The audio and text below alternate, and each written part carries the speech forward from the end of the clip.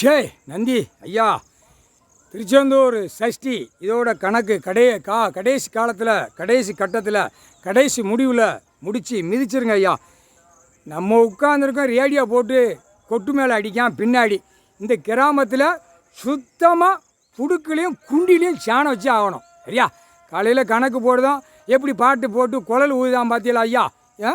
கண்டார ஒளிமை பின்னாடி சின்ன ஒரு கிராமம், எவ்வளோ சேட்டை. கண்டாரோலி வானரப்படம் உள்ளே வந்த உடனே புடுக்குலையும் குண்டிலையும் சாணம் வைக்காமல் விடக்கூடாது.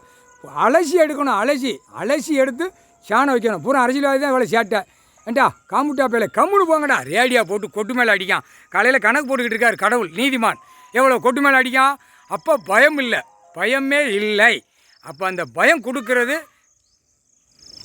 அந்த டைம் கொடுப்பார். பார்த்தியா மயில் கூப்பிடுச்சாடா ஐயா. அதுதான் சொல்லுது, நாங்கள்லாம் இங்கே இருக்கோம்டா, எங்களை பாடா படுத்தி வச்சுருக்கான் இந்த கண்டார ஒளிமன்னு அதே சொல்லுது மயில். புரியுதா?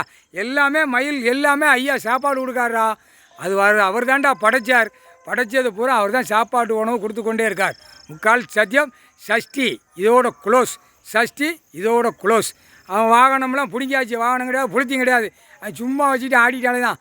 பார்த்துக்கோங்கடா அப்படி போகுது பார்த்துக்கோடா. அவர்கிட்ட போய் சாப்பாடு உணவு கேட்கு. பார்த்தியாடா மானிட பேலை பார்த்தியா, அவரை போய் முத்தம் கொடுக்கு. தலைக்கு மேலே ஏறிக்கூடும். அவர்கிட்ட அவ்வளோ பாசமாக இருக்குண்டா. அதை பாடா படுத்தி விட்டான் அந்த கண்டார ஓலிமை. அந்த வாகனத்தை வச்சு பறக்க புளுத்திய பறக்கான். கண்டார ஒளி சஷ்டினா அது சூனாவா முடிஞ்சாச்சுடா. கண்டார ஒளிமை பிதிக்கி எடுத்து போடுவார். சஷ்டியும் கிடையாது, சூனாவும் கிடையாது.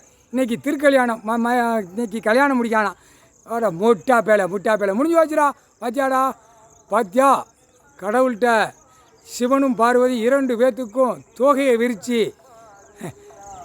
விரித்து அது ஐயா அம்மாவுக்கு அந்த தோகையில் காற்று வீசுது. நான் வீசுதேன் என் தாய் தாப்பேன் அப்படின்னு. அது தாய் தாப்பன்னு தான் சொல்லும் மயில்.